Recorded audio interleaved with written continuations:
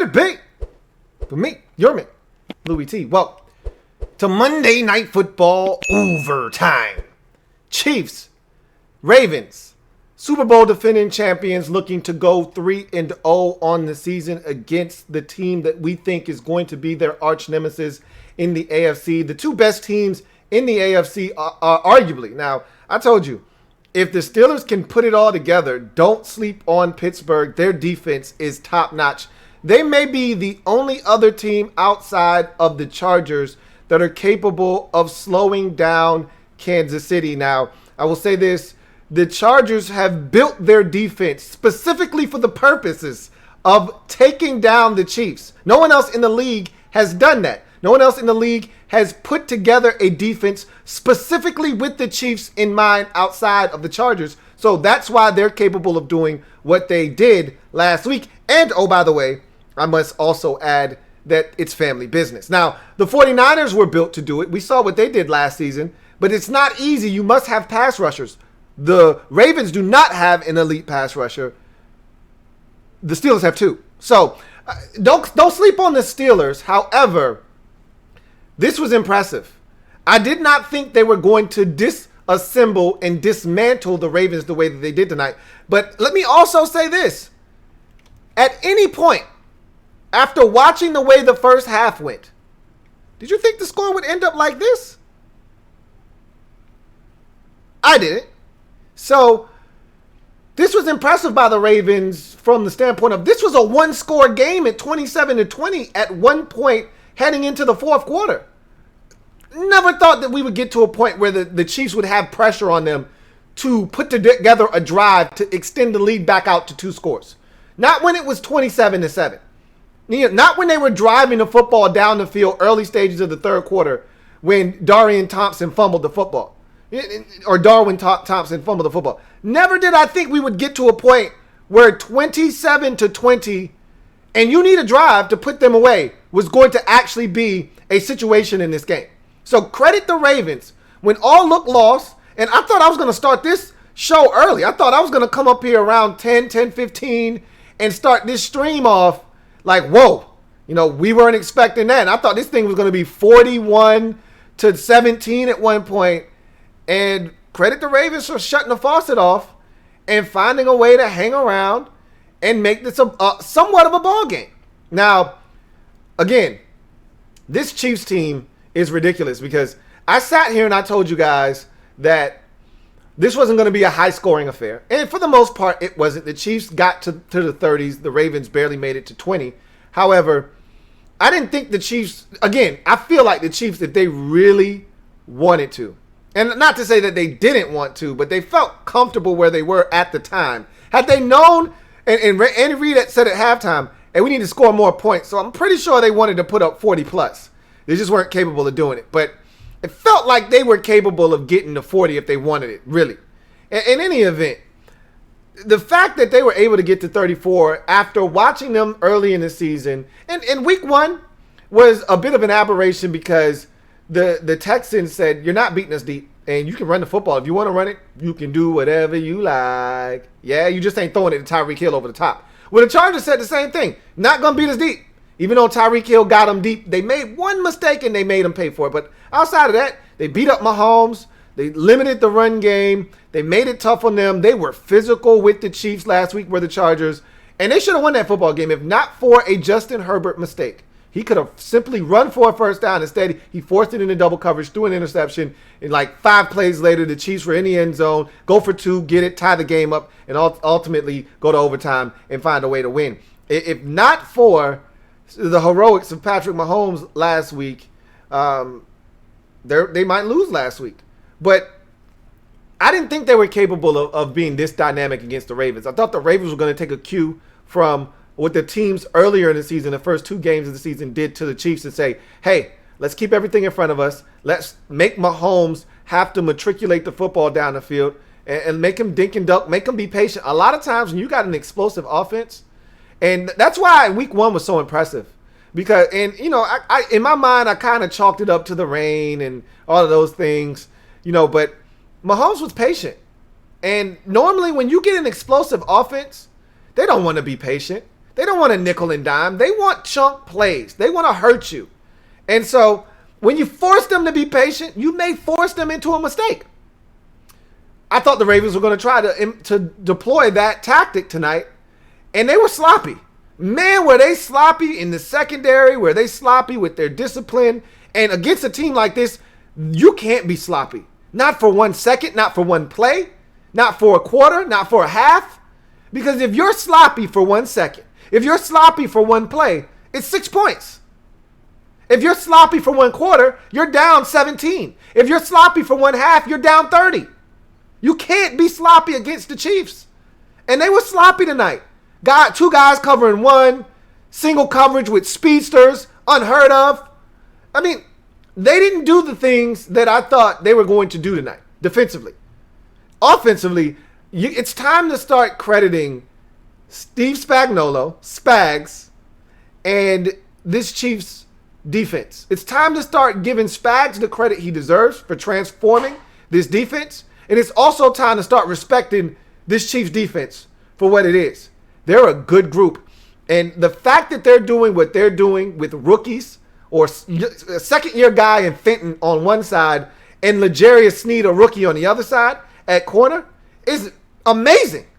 I mean, you're essentially taking young guys in the secondary. Juan Thornhill is, for all intents and purposes, a rookie. I mean, I know this is his second year, but he got hurt early last season and hasn't played a ton of football in this league. So you're essentially taking a bunch of young guys and one veteran in Tyrann Mathieu, and you're getting it done in that secondary.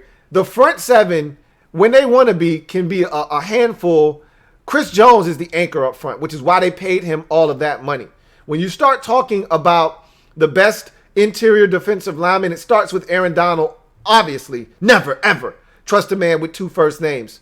But to me, the next guy on that list is Chris Jones. Then you start getting into the DeForest Buckners and the Eric Armsteads and, some of those other guys in the league. But to me, it's Aaron Donald. Take 5 or 6, maybe 7 steps. And then it's Chris Jones. Take another 2 or 3 steps. And then you get to Defoe or Eric Armstead or any of those other guys on the interior that you may like. But Chris Jones is an unfiltered beast, okay? Pure and unadulterated, all right? He is so good at rushing the passer. After Aaron Donald, there isn't anyone even close on the interior rushing the quarterback than Chris Jones. I mean, this guy is so skilled. He's so long. He's everything that you want from a pass rusher. He's quick. He's powerful. He knows how to use his length. You saw him get to Lamar Jackson tonight, force a fumble. This guy's extraordinary. And so when you start focusing in on him, then you get guys like Frank Clark and some of these other guys that start to show up. Anthony Hitchens is playing good ball at linebacker, as you saw again tonight. To me, this Chiefs defense has transformed right before our very eyes. They're no longer the team that you can run it up on and have to have their offense bail them out. They don't have to get into a 38-35 shootout and win and outlast you anymore. They don't have to win the game 44-40, or like they did on a Monday night 2 years ago, 54-51 or whatever that crazy game was. They don't have to do that anymore. Their defense is fully capable of helping them win ball games, especially when the offense, which is very rare, doesn't have their fastball. And they didn't have it last week. But the defense stood up, and again, I get it. It's the Chargers. But they stood up. And they did it again tonight. Lamar Jackson didn't even throw for 100 yards. Let me say that again. Lamar Jackson didn't even throw for 100 yards. And, early in the game, that first possession, I said, man, Lamar's running all over the field. This could be a long night. This could be interesting. And it's like the Ravens went away from the run. It's like they scripted the first 15. And of the first 15, like 6 of those plays were Lamar designed runs, try to get him out of the edge, really stress the Chiefs defense and get them to thinking that this is something they're going to have to contend with all night. And then they wanted to drop Lamar back and throw the football. I thought they needed to be more diverse and more Lamar in the run game as a real threat to really force them to respect Lamar, to open up the middle of the field. And that's when you start working the Marquise Browns over the middle of the field, the the tight end, Andrews over the middle of the football field, the Boykins and all of the bigger targets that you have. And so you start working the middle of the football field after Lamar forces them to respect the run game. Then you start feeding them a little bit of Ingram and, all of these different guys, Gus Edwards and Dobbins and all the guys that you have in the backfield. So you start feeding them different elements, but it all starts with Lamar, to me, and his ability to stress the defense with his legs. That's when you get the defense on their heels, and that's when it opens everything else up. And I thought they did a great job of that on the opening possession of the game. But after that, I thought the Lamar Jackson run package was non-existent. It's almost like they said, we want to prove to everyone Lamar can throw it from the pocket. Look, to hell with that. We're trying to win games. We're not interested in proving that Lamar Jackson is a much improved pocket passer, which I think he is. I've seen shades of that this season, but we didn't see it tonight. And credit the Chiefs defense for making it tough on him and putting pressure on him, but he needs to use his legs to be effective. It's the same thing with Cam Newton. Cam Newton's at his best when his legs are a part of the game plan, when his legs are a part of their execution. If you do not use Cam Newton's legs, it's hard for them to then maximize all the things that he brings to the table. Same thing can be said for Lamar Jackson, and I thought they failed to do that after the opening possession of the game. But that's nor here nor there. And I think I said the score was 27-7. It was 27-3 at halftime. This thing looked like it was over. And I really thought that this was going to be a stream that I jumped on early. But again, credit the Ravens for finding a way to make this thing interesting and for hanging tough and finding a way to get this thing to one score. I don't know how the hell they managed to do that. I really don't, because they were left for dead at halftime. And that first drive of the second half, when it looked like the Chiefs were about to go score some more points and Darwin Thompson coughed it up, even then I said, oh, that's cute. They just stopped the inevitable. They slowed down the onslaught, but they're still going to get their brains bashed in. And then they just started chipping away. One touchdown here, a field goal there, another touchdown, and all of a sudden you look up and you say, oh, shit, look at this. It's 27-20. But they had no answer for Mahomes. They had no answer for the passing game. No one player out there killed them tonight other than 15. When you look at their offense, they spread the football around. They had a nice chyron up there. They had a nice stat sheet that showed you the distribution of all the receivers and all the pass catchers. And Clyde Edwards-Helaire hurt him. Samuel Watkins hurt him. Travis Kelce hurt him. We know that Tyreek Hill hurt him. He had the big play early in the ball game, but then so did Mecole Hardman with a big play. Should have had another one. One went off his fingertips late in the first half. So everyone was getting involved. You can't key in on these guys because, and I've talked about this already, it's what makes the Chiefs so dangerous is that in any given game, you can get got by any single player out there. Hell, Anthony Sherman even caught a touchdown pass tonight. You know what? Take it a step further. All right, Eric Fisher, their left tackle, caught a touchdown pass tonight. I mean, you can get it from anywhere at any time from anybody with Mahomes having the football in his hands. He's a maestro. And I take something back. I said something reckless last night. I'm going to amend that statement right now. I said that Aaron Rodgers makes it look so effortless. When he throws the football, last night he rolled out to his left. He turned his shoulders, barely set his feet and flicked his wrist. Balls traveled 47 yards in the air to Allen Lazard down to about the 7-yard line. I said, man, that's a thing of beauty, and it's so effortless. And I said, Mahomes, when he does it, it looks like he's struggling. No, the only thing that looks hard for Mahomes is when he runs. He looks like he's got a refrigerator on his back when he runs sometimes. But he gets there. He's athletic enough to do that. But I gotta walk back that statement about him, it looking like he's trying hard. Because on that touchdown pass to Mecole Hardman, on 3rd and 14, no less, remember when the NFL was kicking around the idea of 4th and 15 late in games, if you were down, to use that as a substitute for an onside kick, and Mahomes tweeted out, 4th and 15? Really? This is the reason why. It was 3rd and 14. This man backs up 15 yards, backpedaling, mind you, okay? He's not sweating. He's not tripping. He's just backing up casually, letting Mecole Hardman run 45 yards down the field, and he just flicks his wrist, and the ball travels effortlessly 55 yards in the air and drops right in his hands as he strolls into the end zone for a touchdown. And I said, wow, that looks Staples button easy. Seriously. So I have to amend the statement I made yesterday because when he throws it, it looks effortless too. That was ridiculous. His feet weren't set. He was backpedaling, and then he just stopped, and he just flicked his wrist. And he put air on the ball, and next thing you know, Mecole Hardman is running under it, and it's a touchdown. And I just said, oh my stars. That is ridiculous. And that's Patrick Mahomes in a nutshell. So this offense is ridiculous. It is utterly ridiculous. And, you know, the thing that kills me about Mahomes is he never sweats. The one time I've ever seen this guy nervous, look flustered, was in the Super Bowl this past year versus the 49ers. They really had him confused, frustrated, and that was the first time I seen this guy really look like a team was getting to him, like the pressure of the moment was getting to him. And he still came out on top in that game. But he's never rattled. You can never frazzle this guy. They blitzed him tonight. There were times where guys were crunching him. Boop, boop. It doesn't matter. Pockets crumbling around him. Boop. Oh, 3rd and 14. You're going to bring some pressure? Just going to backpedal. Boop. I mean, it doesn't matter. When he gets hot, it's like a knockdown shooter. It's like a Kobe or a Jordan where you just like, hey, you could get 40 and a half if you want it.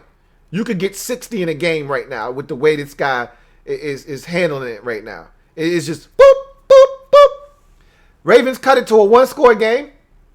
No problem, man. Never saw any stress on this man's face. He just simply took them down the field, converted 3rd down after 3rd down. They tried to send a blitz up the middle of the field. You know what he did? Tuck it and ran. Made it look easy. Oh, y'all going to send this all-out pressure up the middle? Cool. I'm going to just take off to the outside. Appreciate it. Strolled for a 1st down on like 3rd and 12. Kept the drive alive. A couple plays later, he's throwing it to his left tackle for a touchdown. I mean, this team is ridiculous, man. Utterly ridiculous. And defensively, they're starting to catch up to the offense. And that's what makes this version of the Chiefs more dangerous than the version of the Chiefs last year, is that they got a running back now. Did you see Clyde Edwards-Helaire catch that damn corner route over his shoulder like a receiver, like a center fielder?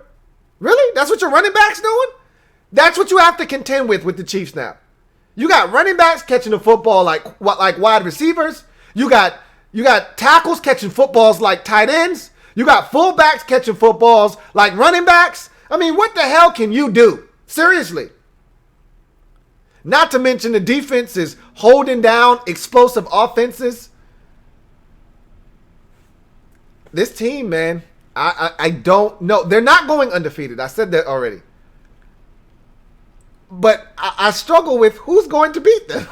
I said they're not going to. Somebody in the division, I'm assuming it's going to be family business. But it's not going to be the Broncos now. You know, that was a team that I thought could give them some problems. It ain't going to be them. Maybe the Raiders.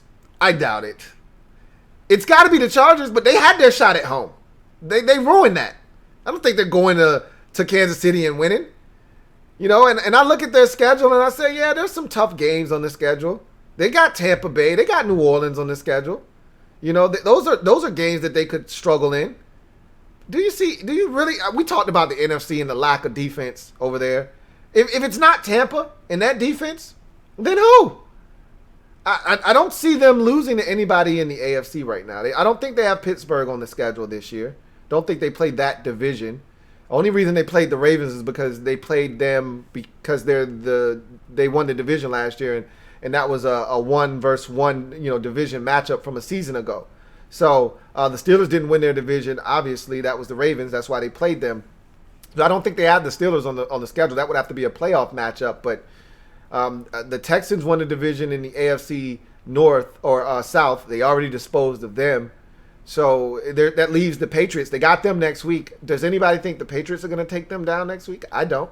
So the way I look at it, this team is going to be tough to beat. Someone's going to get them. They're gonna have a slip up somewhere during the course of this season. An off game, someone's going to jump up and bite them. But who? Who? If they stay relatively healthy, who's going to get them? I don't know, man. This right here, these shenanigans that we're seeing from the Chiefs, I don't know how you stop it. This is as potent an operation that I've ever seen. It's machine-like. And, the difference between, the greatest show on turf and the Vikings of the late 90s and some of the best offenses we've ever seen that we've talked about, the Patriots from 2011.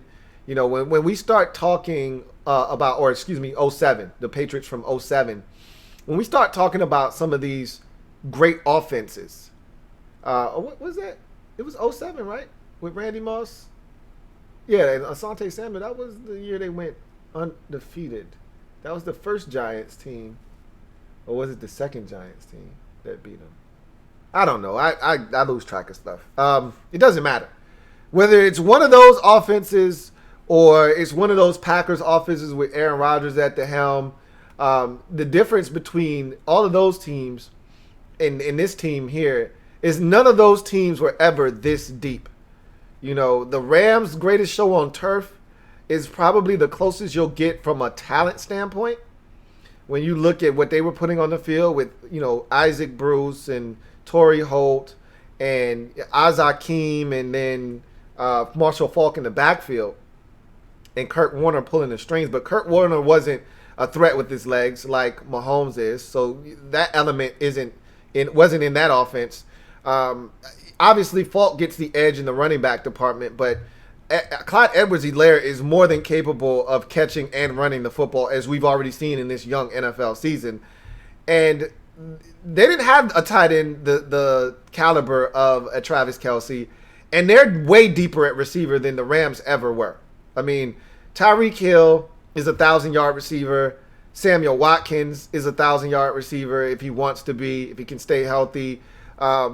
Mecole Hardman he cancels out Akeem, and then you just start getting to the different guys, the Robinsons and all these other guys of the world that they can add into the mix that can hurt you.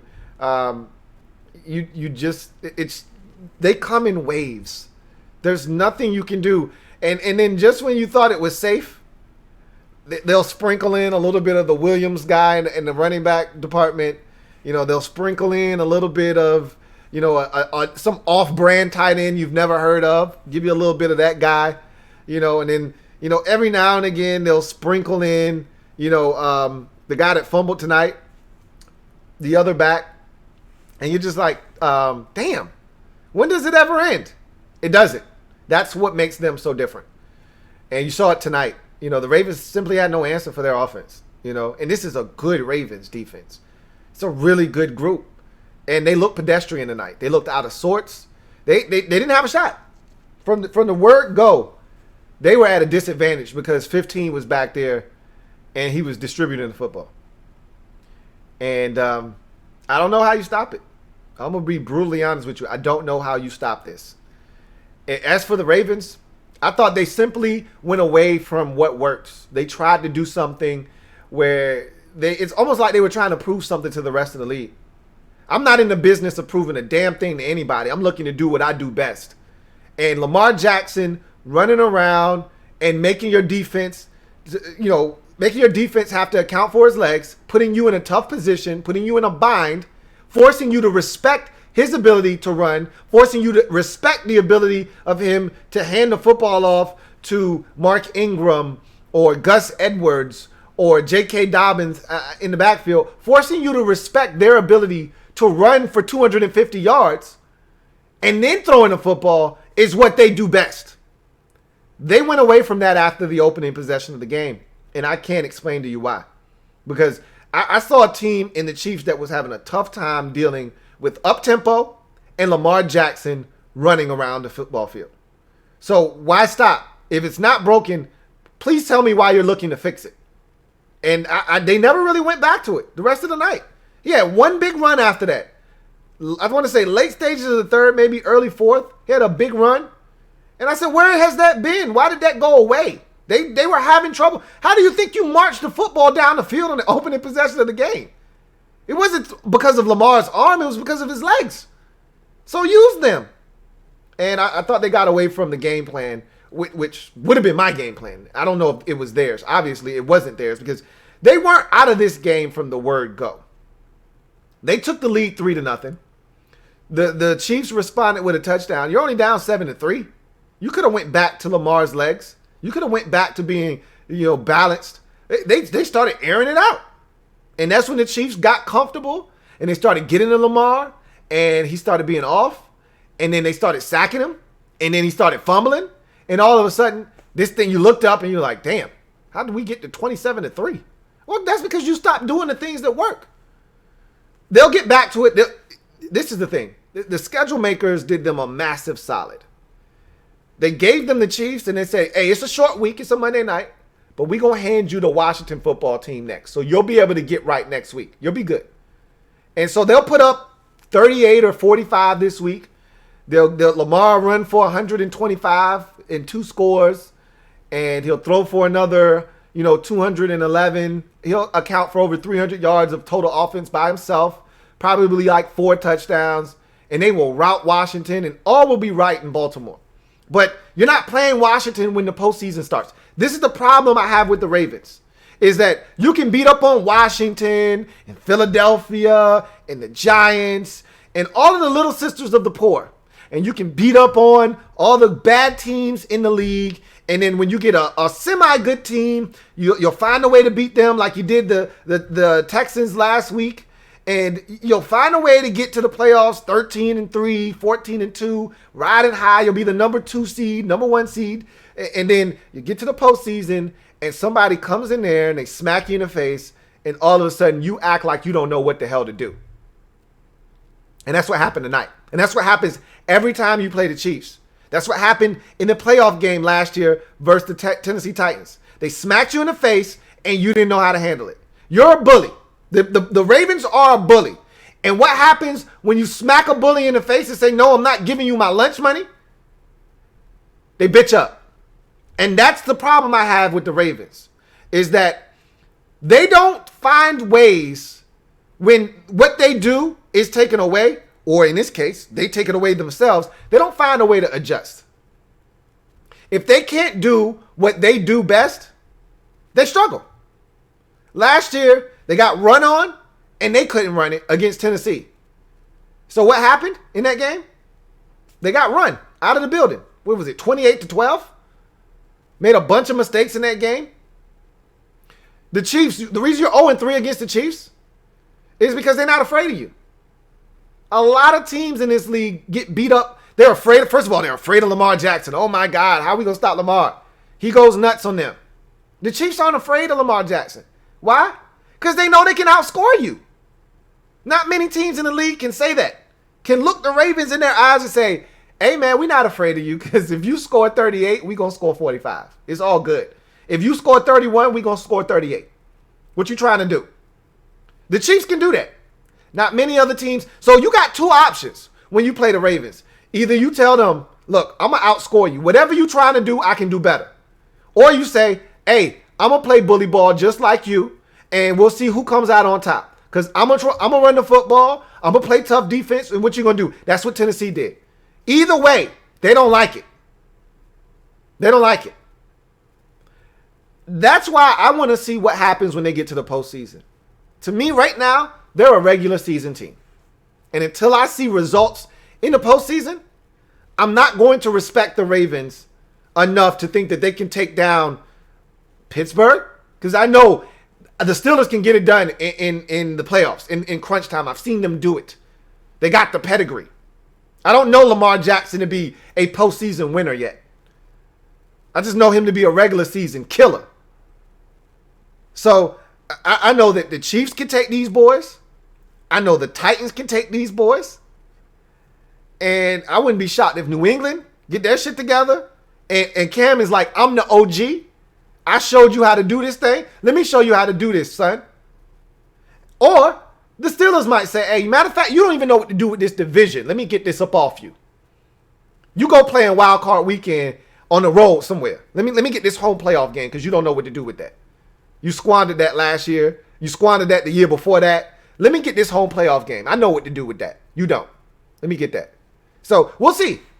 But they'll be fine. Like I said, they're going to destroy Washington next week. They play the NFC East this year. They're going to sweep that division clean. The only team that might be able to give them a run is Dallas. Why? Because Dallas can score. Nobody else in that division can score points. So Baltimore is going to handle every single one of those teams with ease. The Giants, the Eagles, Washington. Smoke them all. Line them up, they're going to smoke them. Dallas can score. Those teams scare Baltimore because they're going to look Baltimore right in the face and say, hey, man, you want to do this shootout thing? Bang, bang. They call us Cowboys for a reason. We got guns and shit. As a wise man once told me, we got guns and shit. If you want to do this, we can do this. We can shoot them up, bang, bang, with the best of them. And those are the type of teams that the Ravens struggle with. Teams that can either score a bunch or teams that say, hey, we can run and play defense too. But there aren't many of those in the league. Really, there aren't. That's the problem with this league. There's such a big disparity between the haves and the have-nots. There are like 4 or 5 teams that can really score it. There are another 4 or 5 that can play some really good defense and score it enough. And then in between are all the rest of the bums just trying to figure it out. And those are the teams, the Ravens and the Chiefs and, the Packers and all the good teams. Those are the teams they feast on. That's how you get to 12-4. That's how you get to 13-3. That's how the Seahawks get to 13-3. Because a lot of bad teams, a lot of middling teams in this league, you find a way to beat those teams up. It's when you play the upper echelon. That's when you find out how good you really are. And when the Ravens play the good teams in the league, I haven't been getting that vibe from them. Last year they did beat San Francisco. That was impressive. It was rainy, but they took care of business. I'm not taking anything away from them. It was a fun game to watch, though. So we'll see what this Ravens team is able to do. This was not impressive, though. I did not sign up for this. Was quite disappointed that they allowed this game to get to where it got to. I was equally impressed, however, that they were able to scratch and claw their way back within a score. Because, again, at 27-3, who in the hell thought this was going to be a game that would ever come down to a one possession game at any point after seeing the way the Chiefs were going up and down the field? Like they had the machine, they had the game on tilt. Who thought that this would ever come down to, hey, Pat, you need a possession here, bruh. These boys got all the momentum. Uncle Mo got up and walked off your sideline. You need to go ahead and signal for him to come on back over here. And Pat said, I got this, man. Do you see tripping on my face? Do you see anguish? Do you see any kind of stress on my face? I said, no. He said, well, then why are you tripping there? I said, I just thought. He said, don't think. You know what time it is. I said, you're right. And he went down, took him down the field, threw a touchdown to his tackle, man. Anyway, I digress. Let's get to the comment section, man. Let's see what we got. I got a super chat somewhere in here. Trevor Patch. Thank you for the super chat, Trevor Patch. Greatly appreciate you. Trevor Patch writes, plug your stuff, Lou. Hashtag marketing budget. Hey, man, I appreciate it. And so Trevor has just given me the autonomy to go ahead and plug all of my stuff. So I'm going to start with the merch. I haven't plugged that in a little while. Hey, man, if you want to support the Louie T Network, go check out the merch available down in the description. I've got the links to both my website and the website that all the merch is on. So you can either shop it on the site or you can shop it on the site where the merch is actually at. So it doesn't matter. You can get it from either spot. Support the Louie T Network and buy some merch and support your man Louie T, man. I really appreciate it. And more merch is to come. Don't worry. There will be more merch. I got some big plans for the merch here in the near future. So you guys stay tuned for that. But in the meantime, get you a Louie T Network shirt. Get you a hoodie. It's about to get chilly outside. And hey, look, and be fashionable, man. The hoodie is dope. Get you one of them things. Also, I got Patreon. If you want more content, All right, I'm doing a podcast. I'm doing these live streams after every primetime game. You know, if you're a Washington fan, I'm doing the Washington Football Nightly, the Washington Football Overtime. But if you want more, there's more. I'm like an infomercial, but there's more. Patreon is the way to get your hands on some more. Whether you're looking for the rookie wall, and I'm telling you, man, some rookies really had a big impact in week number 3. Some guys are going to make their way onto the wall for the first time in their careers this season in week number 3. So that's available on Patreon. Also, the NFL's peak performers, the best performances of the week.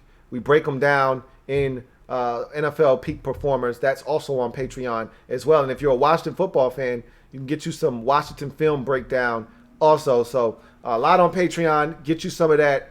Also, make sure that you like this video, you subscribe to the LouieTeeNetwork, and make sure that you also turn on those notifications so you don't miss a thing. Hit that notification bell.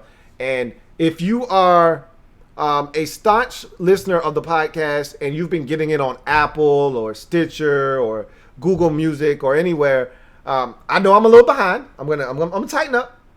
But if you would, please go ahead and subscribe. If you're not watching it on YouTube, but rather listening to it, subscribe so you don't miss any of those pods. And go ahead and rate your man. Give me 5 stars, man. I mean, look, if you're not gonna give me 5, don't even worry about it.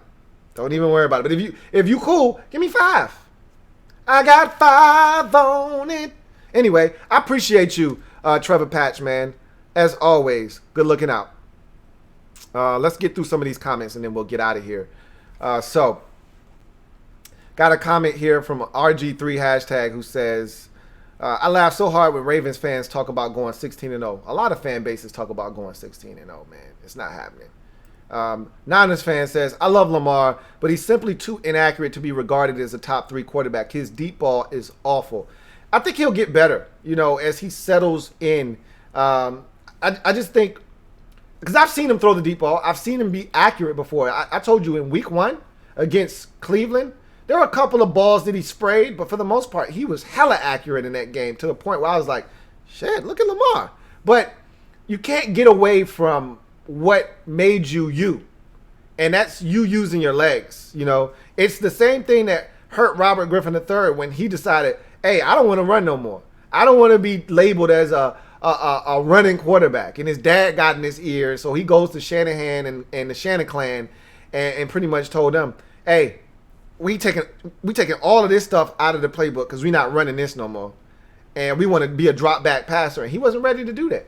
And I'm not saying that that's what Lamar's doing, but in order for him to be successful, he needs to use his legs. He didn't use them enough tonight. I really didn't think he did that.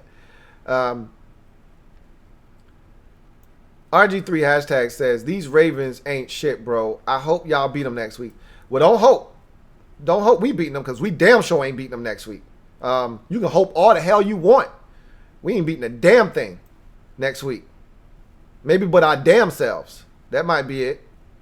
Niners fan says, is there anyone who can compete with the Chiefs in the AFC this year? I don't know, man. I think the Steelers might be it, honestly speaking. Like, they're the one team. The Steelers and the Chargers are built. They literally built their roster to contend with the Chiefs. And it's a hell of a setup that they have. I mean, that roster construction that they've done over the last 2 years to compete with the Chiefs, magnificent. And it worked. You saw it last week. They just didn't have enough juice to get over the top. But they did everything that you're supposed to do. And they had a shot. But, you know, when I look at the landscape from top to bottom in the AFC, the Chiefs, the only team I see them having, only team that I think can really compete with them are the Steelers. You know, and they still got some kinks to work out offensively. Like, I'm glad they don't play them during the regular season. That's a postseason matchup. But I'm telling you, if the Steelers get their act together, if Ben gets back to where he was as a passer and he gets comfortable and there's some synchronicity between him and his receivers and Eric Ebron and him continue to make beautiful music and they figure out the running back situation, the Steelers could be a really dangerous team.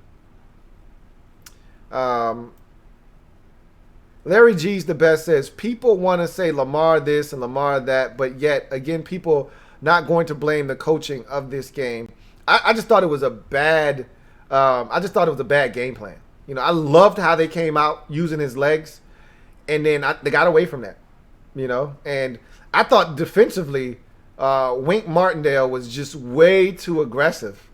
I thought that the game plan was keep everything in front of you. Keep everything. Don't let them over the top. That's how they hurt you. That's how they quick strike you. That's how you blink twice and you look up and you're down by 24. Well, that's how they got down by 24 at halftime, because they thought that they could come after Patrick Mahomes and there wasn't any consequences for that. You must not have been watching last season, and you damn sure must not have been watching the first 2 weeks of the season, because every team that has played them to this point did the opposite. They stopped coming after him, and not everybody has what the Chargers. You can't duplicate what the Chargers have, because not everybody has Ingram and Bosa coming off the edge. Not everybody has Jerry Tillery coming up the middle. Not everybody has, what's my man that used to be in Minnesota? That used to be with the Giants. Can't think of his damn name. But that defensive tackle, he's a beast too. He's a big acquisition for them. Not everybody has what the Chargers have. Not everybody has that team speed like the Chargers have defensively.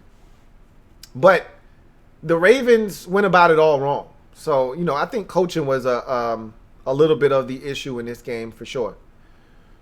Larry G's the best says, that Ravens defense needs some pass rushers. Yes. Yes, they do. They don't have enough. And what's been crazy is that they've always manufactured pressure. Even when Zadarius Smith was there, he wasn't a double-digit sack getter like he is now. He was like in that 7, maybe 8 range. He was really solid. Similar to the dude that they have now from Grand Valley State. Shucks. I don't think they franchised him. They might have, Matt Judon. I think they've had to franchise him this year. But similar to Matt Judon, just a solid guy. Maybe you give him a chance to go somewhere else. He spreads his wings and maybe he becomes a Zadarius Smith. But they don't have elite pass rushers. They haven't had that since T-Sizzle and Elvis Dumerville. They haven't had an elite tandem in Baltimore in a very long time. Like, they don't get after the quarterback consistently. They manufacture pressure by blitzing. DMV fan 123 says, facing the Ravens in their get-right game next week is going to be so fun. I'm not looking forward to it. That's for damn sure. JP says, I thought the Ravens would put up more of a fight on offense. They completely abandoned the run in this game. That they did. RG3 hashtag says, Patrick Mahomes and Derrick Henry are Ravens kryptonite. And his mama named him Patrick. You saw mama tonight, right? I'm going to call him Patrick. All right. I think I've already been calling him Patrick Mahomes. I'm not a Pat Mahomes guy. I'm a Patrick. But his mama named him Patrick. I'm going to call him Patrick. I don't want no smoke with moms. Silver V says, I feel bad for your Washington team. Lamar and company got embarrassed. Watch out, Haskins. Don't feel bad for us, man. We going to take this one right on the chin, man. We grown. We grown men. We going to take this one. I'm not looking forward to this, though. I'm really, really not. JP says, and you know what? This would have been a lot more fun if we had Chase Young, Matt Ioannidis and company. We're going to be shorthanded. All we're going to have is Montez Sweat. It could get ugly fast. JP says, pissed off Ravens have a get-right game against Washington week 4. That game will be over after the first quarter. There's a possibility that there's some truth to that. I can't confirm nor deny that right now. I think this game might be over by halftime. Maybe the early to mid stages of the third quarter. No later than that. But I don't know if the first quarter will be. But shit, we were down big in the first quarter of the first 2 games of the season. So why not? Jonathan Riches says, Lou, this game looked like the Ravens-Titans last year in the playoffs. Ravens had too many penalties, too many drops, abandoned the run too early, and they just weren't ready for KC. I agree. This game looked eerily similar. Too many mistakes, too many mental mistakes, too many penalties, just too many errors. If you're going to beat a team the caliber, one thing I did like was that they weren't with the analytics chicanery that we saw from them last year against the Chiefs, where they were going for it on every fourth down. They were going for 2-point conversions after every touchdown. Nah, that ain't how you beat them either. So I'm glad we didn't see that from them, because if they were doing that, then the first possession would have been an indication of that. 4th and 3, and they had a chance to go for the first down and extend their drive, try to get in the end zone, and they settled for the field goal. That was a smart play at that time of the game as well. Get the points early and see what your defense can do. But I thought they abandoned the run way too early in this ball game, for sure. Larry G's the best says, I don't know, man. The Ravens going to take out all their anger on y'all in week 4. Oh, we already know that. That's a fact. That's not up for debate. It's just how bad does it get? Ali Side says, as a Raiders fan, my boots are shaking right now. They might drop 50 on us in a half, shaking my head. Hey, that's family business. They ain't going to do y'all like that, man. It won't get that bad. Maybe last year, what'd they do? 28 points in one quarter against y'all? That's as bad as it gets. They're not doing that again. Gregory Lightbody says, I wish the Washington football team had a quarterback like Mahomes. We would be a fearsome team. Everybody in the league wishes they had a quarterback like Patrick Mahomes. You're not saying much there with that one. J Camman 99 says, for real, when did Tampa Bay become the sports capital of the world? The Lightning, the Rays, the Bucks. Rumor has it the city of Tampa Bay will find a way to beat the Lakers in the NBA Finals. I don't know. It's a great question, man. But all of a sudden, Tampa Bay is like, hey, we tired of Miami stealing all the spotlight. They ain't even winning nothing no more, especially in football and baseball. Like, let us get some of this shine, man. So here comes Tampa Bay, man. They won the Stanley Cup tonight, I believe, if I'm not mistaken. I think they finished off that series with Dallas tonight. And, or was it the Jets? I don't know. Don't let me start acting like I know what the hell I'm talking about when we start talking about hockey, because I don't. That's another team that might be able to slow them down is Buffalo, but I wouldn't count on it. After watching what the Rams were able to do in the second half versus Buffalo, I don't know. We'll see. Terry Johnson says, Eric Bieniemy deserves a head coaching job during this offseason. Chiefs offense looked unstoppable and well prepared against the best defense. Your thoughts? I thought Eric Bieniemy deserved a job last offseason, so obviously I still think nothing has changed my mind. In fact, if anything, it strengthened his case to get an opportunity. But, from what I've heard is that he hasn't interviewed the best. But, I've seen many a guy interview really well, get the job, and stink it up. At some point, somebody's going to give him a chance, and I hope he takes full advantage of that opportunity and makes the most of it, because he's been passed over for far too long. Eric Bieniemy deserves an opportunity. And, another thing a lot of people have been holding against him is, oh, well, he's not really calling the plays. It's Andy Reid who's really giving him the plays, and he's just sending them into Patrick Mahomes. That's bullshit. And he's got some input on what's going on offensively. He's a major impact on this football team offensively. Those guys love him. I think Eric Bieniemy is ready for a head coaching job, and I think he'll get it eventually. All in due time. The right opportunity will come his way too. Maybe this offseason wasn't the right time for him to get a good job and the right opportunity. I think that opportunity will come, and maybe he'll land somewhere where he belongs. I think there are going to be some really intriguing jobs opening up here in this upcoming season. Atlanta, Jacksonville, potentially the Jets, even though that's a dumpster fire right now. But Atlanta and Jacksonville in particular, especially if Jacksonville ends up with a high-level draft pick, and they've got all the ammunition they need to go up and get whoever they want in the draft. If that team at number 1 or number 2 is open for business, Jacksonville's got all the ammunition they need if they want to move up and get a quarterback. I'm not going to keep pushing Gardner Minshew out of there, though. He's done some good things this year. He wasn't impressive on Thursday, however. The 20th Mike says, so does this mean you will have to build your team to beat the Chiefs? Yeah, essentially that's what that means. You have to start by building your team to beat the teams in your division first. But once you've got that secured, then you have to start building your team to beat the best of the best in the league. And right now there's no one better than the Kansas City Chiefs. So, yeah. Jabril Adibi says, defending this Chiefs offense is like playing whack-a-mole.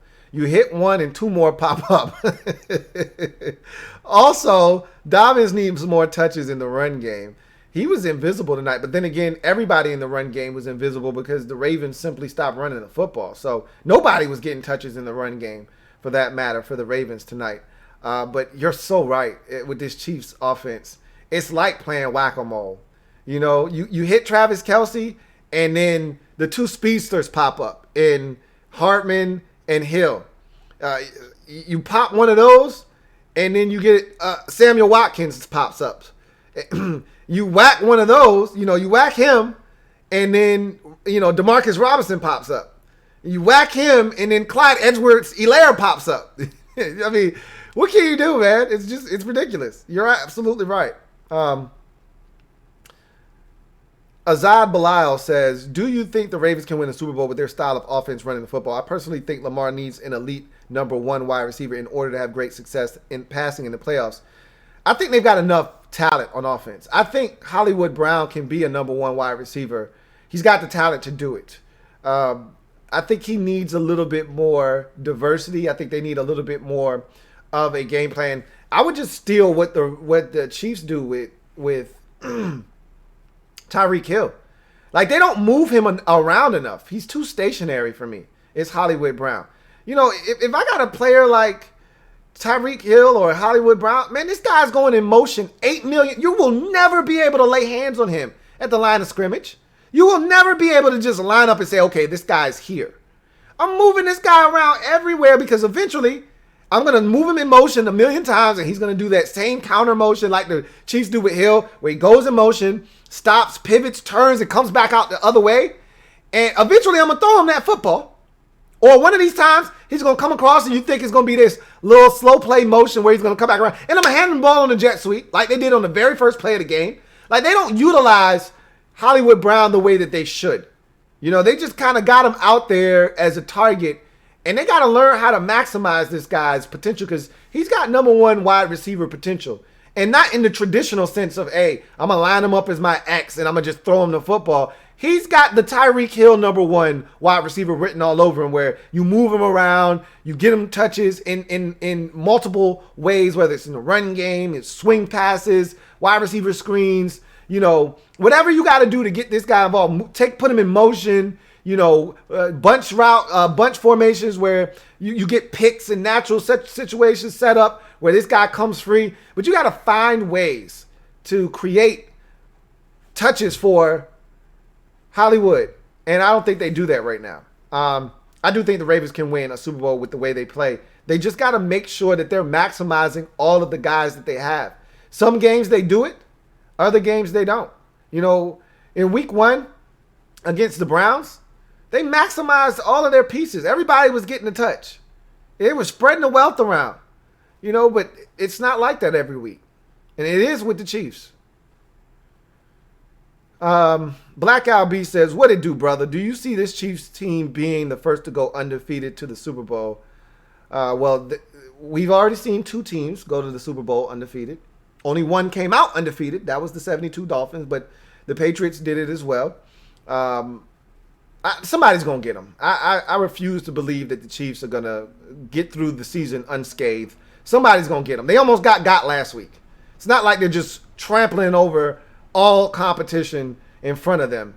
Somebody's going to get them. I think they're going to have an off week, 1 week, and somebody's going to be able to get them. But I tell you what, if they stay healthy, it's going to be tough. Gregory Lightbody says, Washington football team got to find an OC like Bieniemy. Too bad they don't grow on trees. No, they don't. Hype Dude says, was it me or were the refs calling ghost penalties tonight? I don't know. I know it was a couple of calls. I was like, that was ticky-tack. The roughing the defenseless receiver call on Anthony Hitchens, I thought was a little soft. I thought they let him play for the most part. I actually like this officiating crew that we saw tonight. I don't, however, like the Sean Hockley crew. There are a couple of crews that are really ticky-tack. Call every single thing. That's not this crew from tonight. So I actually thought this was a solid crew. Reese says, I haven't worn a hoodie or a sweater in like 3 years. Oh, I'm about to say, well, where the hell you live at? Duh. Hashtag Florida life. Okay. Makes a lot of sense. Reese says, you ever been to Florida, Lou? It's the best. Yeah, I've been plenty of times. I've actually got family there, but it's not the best. Who wants to worry about hurricanes and all kinds of extra? First of all, Florida is like a different country. Like, their rules are different. The way they do stuff is different. I couldn't live in Florida because shit is just different in Florida. But if you are from there and you love it, more power to you. Reese says, we play the Chiefs this year, Lou. I'm literally dreading it. That game scares me shitless. It should, but your defense, I think, has the kind of team speed that could fluster the Chiefs and make it interesting if your offense doesn't turn it over. Gregory Lightbody says, will there ever be another quarterback like Mahomes or Lamar? There'll be another quarterback like Lamar because that's the kind of quarterback that they're producing in the collegiate ranks. I don't know if he'll have the kind of speed Lamar has. I don't know if he'll have the dynamic ability that Lamar, but you're going to get some more athletically gifted quarterbacks that can also throw coming into the league because that's the way college football is breeding them right now. Will you get another Mahomes? You might not get another one of those for a decade plus. I mean, I never thought we would see anything close to Rodgers. This is the closest I've ever seen to Aaron Rodgers. So, and he may ultimately supersede Rodgers down the road. I can't do that right now, you know. But again, I think when it's all said and done, he's going to win more Super Bowls than Rodgers. But that's not any fault of Rodgers. I think that's a lack of Green Bay surrounding Rodgers with the talent that the Chiefs have surrounded Patrick Mahomes with. But that's nor here nor there. It's hard. It's a lot easier to find a Lamar than it is a Patrick. I don't think you're going to find another Mahomes anytime soon. Big Jack KC25 says, man, I've been waiting for Mecole to show up this year. He showed up in a big way in this game. And that's the thing is that they don't have to have Mecole show up. He might not show up again for another month. But when he does, it's 4 catches for 137 yards and 2 touchdowns. And that's why the Chiefs are so dangerous. Because they don't need his production. They like his production. They want his production, but they don't need it. As long as Samuel Watkins, to me, he's the X factor. He's the key. If he's healthy, this offense is unstoppable. Because they'll always have a guy that they can rely on if Samuel Watkins is healthy. Because if you take away Tyreek Hill, if you take away Travis Kelce, they'll always have Samuel Watkins. If he's not there, then you find yourself as a third option relying on, Demarcus Robinson, who in any game can drop 3 or 4 passes if he wants. Or you find yourself relying on Mecole Hardman, and you just don't know what Mecole Hardman you're going to get from week to week. So Samuel Watkins is the guy to me that is the X factor because he can have 4 catches and be impactful. And it could be 4 catches for 37 yards, but 3 of those 4 catches were on 3rd down and 4, 3rd down and 7, and they moved the sticks and kept drives alive. Or he can have 4 catches for 111 yards and 2 touchdowns, including a 67 catch and run. And you're like, damn, man, Samuel Watkins, god damn. I remember the Jacksonville game last year. First game of the season. Samuel Watkins went nuts. We didn't see it for really the remainder of the year. And then what happened in the Super Bowl? Samuel Watkins went nuts. To me, he's the X factor. Because I know what I'm getting out of Tyreek Hill. I know what I'm getting out of Travis Kelce. And I know the defense has to prepare to stop both of those guys. You can't prepare to stop Travis Kelce, Tyreek Hill, and Samuel Watkins. You got to pick your poison. You can't stop all 3. You can only stop 2 out of the 3. If he's not in the lineup, you feel really good about saying, hey, I think I can stop or at least slow down Hill. I know I can kind of bracket Travis Kelce and really slow him down. I got a shot. You put Samuel Watkins in the mix now, you can't. It's just too many guys. Got another one here from Ree. He says, his mama named him Clay. I'm going to call him Clay. Hashtag Coming to America. One of the greatest movies ever created. Reese says, will we ever see another 16-0 team ever again? I never thought I would see one in my lifetime, and I did. Much like the Triple Crown in horse racing, I'm a big horse racing fan. I never thought I would see a Triple Crown winner in my lifetime. And then I got 2 in the span of like 4 years or whatever. I don't think you're going to see 16-0. But I've seen it once, which means it can be done. I don't think we're going to see it again. Somebody's going to get them. Captain Spartan 04 says, if my Steelers secondary gets back to 2019, I'm confident against the Chiefs again. I think that's the team right now. When I look at all the teams every Sunday and what they have to be able to do to fluster Mahomes and make him uncomfortable, you saw the blueprint last week. Be physical, get after him, be able to do it without having to blitz. All of those things, the Steelers have it. They can get after you with just the front four, with Bud Dupree on one side and TJ Watt on the other side. They get interior pressure from their defensive linemen. Stephon Tuitt is a beast. So is Cameron Hayward. Like, they don't have to blitz to apply pressure. I think the Steelers right now are the one team in the AFC that I look at and say defensively they may have enough juice. I'm not sure about their offense right now, though. Linval Joseph. Thank you, Chevy Boy. 77. That was the name I was thinking about for the Chargers that left the Giants, went to the Vikings, had a hell of a career, and then is now in Los Angeles with the Chargers and playing some good football. Thank you for that. Reese says, do you think Byron Leftwich could be a head coaching candidate? Not yet. Nah. He needs some more seasoning. He's real bland right now. He needs a lot more seasoning out there. But I think eventually he might be head coaching material down the line. JP says, not related to this game, but is it time for Washington to consider Trevor Lawrence in 2021 regardless if they pick first or not? Nah, I can't subscribe to that right now. That's a question for week 16 or 17 of this season potentially. Reese says, it was neat to see a kickoff return for a touchdown. I was shocked that they were kicking it so short. It almost felt like they were doing it on purpose. That was the first one we got of the season. You rarely see those transpire, though. I was shocked to see it. Really, I was. Trevor Pat says, why leave an easy gig with the Chiefs for a potential GOAT, with a potential GOAT for a dumpster fire of any team that has an opening right now? He says, ride out the good years and fill up that NFL infinity gauntlet. I can tell you this much. Everybody wants to be in control of their own situation. No one wants to be in the shadows. You put in all this work.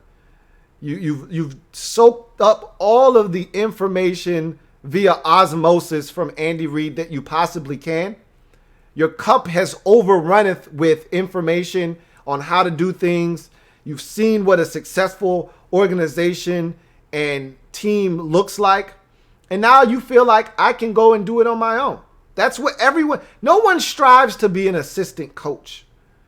Nobody's saying, hey, man, I got to where I want to be. I'm an assistant coach. I'm an offensive coordinator. I'm good right here. That's not what you're looking to do. You get to that point and you hope you do a good enough job and your team is successful enough that teams think highly enough of you that you become a coaching candidate because you want to prove that you can do it yourself. Everybody's got an ego, man. Everybody's got an ego. I don't give a damn how centered or grounded you are. Everybody's got an ego.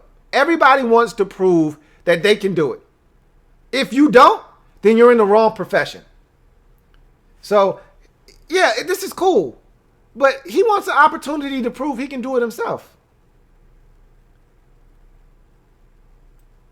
Black LB says, should everyone be pumping their brakes on the Cardinals? I think that people got a little carried away with the Kyler Murray MVP conversation and, oh, look at the Arizona. I told you Arizona's going to be good this year, but they're not going to be playoff good. They're going to be better. They're going to be much improved. I still think they finish in last in their division, but I think they finish in last in their division with a winning record, 9-7. But don't get it twisted. They're not just going to leapfrog all the teams in their division and all of a sudden they're, the second or the third or the fourth seed in the NFC playoffs. Hell no. There are steps. There is a process that has to be, there's a process that must be followed. There are steps that must be taken. Last year, you proved to everyone that, hey, we got something here. You didn't think our coach could do it. You weren't sure if Kyler Murray could do it. We proved to you that, hey, we're legit. This year, now it's time to prove that last year wasn't a fluke and that we're ready to take the next step. Then after that, you can start talking reckless about the Cardinals next season, not this season. So I think anybody that was high on the Cardinals was premature in thinking that the Cardinals was going to get it done. But they're going to be a good team this year. They're going to be tough to deal with. I got a super chat, though. This one is from 61 Livy. Thank you for the super chat, 61 Livy. Greatly appreciate you. 61 Livy writes, I'm not saying he's bad, but Lamar Jackson as a passer is overrated in my opinion. People saying he's better than Josh Allen are insane. Love the channel, man. Keep doing your thing. I'm a Josh Allen guy through and through. You know that. So I don't think this is the thing. I think the upside with Josh Allen is slightly less than Lamar Jackson. Slightly less. Because the athleticism that Lamar Jackson has and possesses and his speed, if he could couple that with accuracy throwing a football, a little bit more touch, a lot of his passes are on a rope. If he could throw the football with a little bit more touch and finesse sometimes and be a little bit more accurate, there wouldn't be much you can do with Lamar Jackson to contain him. Because when he felt like running, he could run. And he could throw the football and dissect you from the pocket too. Josh Allen is a different animal because he's not quite the athlete that Lamar Jackson is. But then again, nobody in the NFL is at the quarterback position. But Josh Allen, to me, is a much more accurate passer. And he's a gamer, man. I love Josh Allen. You know how I feel about Josh Allen. He's much bigger and more physical than Lamar as well. If someone said, which guy would you take right now? Who would you take? Would you take Josh Allen or would you take Lamar Jackson? That's a hell of a question because it'd be hard to turn down Lamar Jackson because of all the things you can do with him. But I've always been a Josh Allen guy through and through. I'd probably take Josh Allen. He does some stupid shit sometimes, though, man. Good grief. Sometimes you're like, hey, Josh, bruh, just don't do that. But that's my guy, man. I'm a Josh Allen guy through and through. So, anyhow, thank you for that super chat, 61 Livy. I don't think he's better than Josh Allen the way he's playing right now. Josh Allen is playing right now, but let's not act like Lamar Jackson wasn't the MVP of the league and led his team to 14-2 last season. You cannot discount that. You cannot dismiss that. Lamar Jackson is a stud, and we'll see what happens. We'll see what happens with Josh Allen this season. But the way he's playing right now, he's playing some really good football. Reese says, it's always sunny. We have no state income tax. Disney World, Florida rules. It's always sunny. It's a lot that goes on in Florida that I just can't live with, man. But again, there are some good things to Florida. It's a lot more to me that's bad that I'm good. I'm gonna pass on. But as long as you love it, that's all that matters, Ree. That's all that matters. Got another one, a comment here. This one is from, let's see where we at here with Buffalo pregame. He says, I know it's family business, but the fact that the Chargers almost beat the Chiefs tells me that they are not all powerful. In fact, perhaps the Bills can beat the Ravens and Chiefs. I wouldn't go that far. I think the Bills are perfectly capable of beating the Ravens. I'm not sure if they're capable of beating the Chiefs, however. And here's why. I think that they might not be ready for the show against the Chiefs, because I've seen this Bills football team and what they're capable of, and the first half of that game, the first 3 quarters, first 2.5 quarters of that game on Sunday was a virtuoso performance. They shut down a high-octane offense. They were scoring at will. They were moving the football up and down the field. You had Devin Singletary looking like an absolute stud. Josh Allen was slinging the football all around the field. It was great. But in that same game, I saw Dr. Jekyll, Mr. Hyde. And you literally blew a 25-point lead and had to have the officials bail you out to win. And look, I'm not knocking the hustle. It was a hell of a performance by Josh Allen to rally the troops and take them down the field and avoid one of the biggest collapses we've seen in the regular season in NFL history. That being said, you gave up 29 points in about a quarter and a half to the Rams. Not the Chiefs, to the Rams. If you could give up that kind of points and yardage to the Rams in a quarter and a half, you can't keep the Chiefs under wraps for 4 quarters. I just don't see it happening. And I actually think that the Bills are one of the few teams that actually would make it a competitive game against them in the AFC right now. I think they could beat the Ravens, though. I don't know if you would beat the Ravens, but you're capable of beating the Ravens. But that's why I think the Chiefs are going to lose to somebody. They're going to lose, and I think they're going to lose multiple games. I think they're going to go 14-2. I don't forecast them as a 16-0 team. And if they're as good as we think, they may not need the last game or two of the season. And I could see Andy Reid saying, look, we're not after a record. We're after, trying to be healthy and be rested for the playoffs and try to win a Super Bowl. So we'll see. Gregory Lightbody says, should Washington football team sign Snack Harrison for run support or Tim Jernigan? No, they shouldn't. But, I don't know if they have a guy on the practice squad that they like, that they can pull up. They may have to sign a veteran with Matt Ioannidis potentially being out the remainder of the season. So that's interesting to see what they do at defensive tackle, or do they just pull somebody up from the practice squad like a Ryan B, if he didn't get snatched up already, and give him some looks. Reese says, Eric, the enemy be enemy. Actually, Chris Berman already had a nickname, and you can't get a doper nickname for Eric Bieniemy. It was Eric sleeping with Bieniemy. So you can't beat that one. That was an old schooler gem that old Boomer threw out there once upon a time. Hype Dude says, Mahomes and Rodgers flashing their skills, throwing dimes on the run. Rodgers no look yesterday. Mahomes softball throw. Did you see the throw to Did you see the throw tonight to Edwards-Helaire? The corner route? Thing of beauty, man. Unbelievable. I got another super chat. This one is from Protect Sports. Thank you for the super chat, Protect Sports. Greatly appreciate you. Protect Sports says, Josh Allen, I was wrong about him. He's a dog. Lamar has to be better from the pocket. 98 yards. Come on, Slim. Get it together, bro. Sheesh.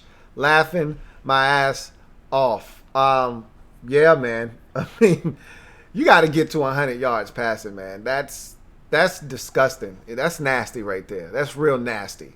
Under 100 in a 4-quarter game, that's real nasty. And even some of the low-life quarterbacks in this league, they ain't throwing for less than 100. But it was that kind of night for Lamar, man.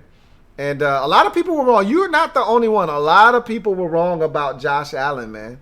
Hell, some Buffalo Bills fans wanted to run this man out of town late last season, So you don't feel bad. You weren't the only one. I appreciate that super chat. Reed says, Andy Reid's coaching tree is legendary. Quite the laundry list. Yes. Yes, it is. We have exceeded our hour mark. I was having some fun. So we went over our hour mark. But we'll get out of here, man. I appreciate you guys for chopping it up with me on the show. Man, this Chiefs football team, man, they're something else. They get the win tonight, 34-20 over the Ravens. I must say, and I've said this already, I'll say it again, I got to give the Ravens credit for making this a one-score game at 27-20. After being down 27-10, this thing looked like it was heading for disaster. And somehow they were able to pull this game to within one score. And I did not think they were capable of doing that. This game looked like it was heading for 44-13.